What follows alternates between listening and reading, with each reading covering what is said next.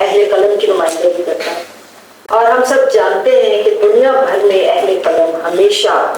محبت، امن، بھائی چارے اور دوستی کی بات کرتے ہیں۔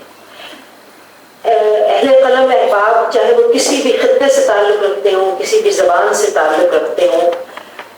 عام آدمی اور عام شہری سے بڑھ کر یہ چاہتے ہیں کہ دنیا ایک خطہ خاک میں تبدیل ہو جائے، ایک ایسے خطے میں جس میں نہ ویزے کی پابندی ہو، نہ بارڈرز ہوں، جس میں سب انسان مل جل کر رہے، چڑیوں کی طرح، پرندوں کی طرح۔ ہم سب کا ایک جٹ ہو گیا ہے، ہم سب ایک ایسا خطہ چاہتے ہیں،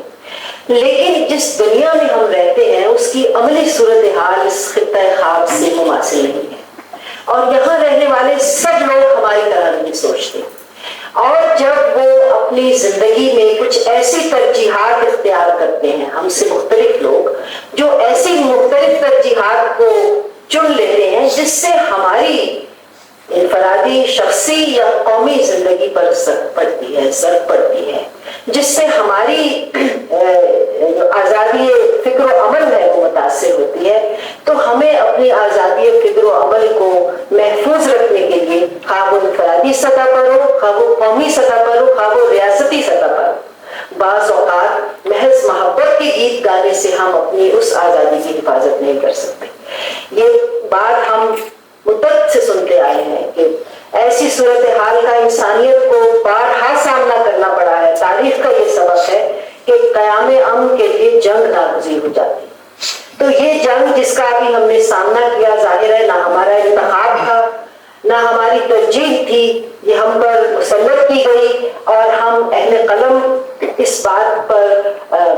فخر کرتے ہیں کہ پوری قوم دینے کے لیے آج ہم یہاں پر جمع بھی ہوئے ہیں، اور آواز بلند یہ کہنا چاہتے ہیں کہ ہم امن سے محبت کرنے والے لوگ ہیں، دوستی کی بات کرنے والے لوگ ہیں، دنیا کے ہر باشندے سے محبت کرتے ہیں، انسانیت پسند ہے، انسانیت پرست ہیں، لیکن اگر کوئی ہماری انسانیت کو ہماری کمزوری سمجھتے ہوئے ہماری ملکی یا ہماری قومی خود مختاری پر حملہ آور ہوگا تو ہم یقیناً اپنی قوم کے ساتھ کھڑے ہوں گے۔ اسی بات کی ایک طرح سے یاد دہانی کے لیے اور اسی بات کے اظہار کے لیے آج ہم یہاں جمع ہوئے ہیں۔ میں آپ سب کی بے حد شکر گزار ہوں۔ آپ میں سے ایک شخص بھی یہاں آیا ہے، ظاہر ہے کہ وہ ایک نظریے کے تحت، ایک جذبے کے تحت یہاں تشریف لائے ہیں، اور میں آپ سب سے کی بے حد دل سے شکر گزار ہوں کہ آپ اس اہم مقصد کے لیے، جو صرف ادیبوں کا یا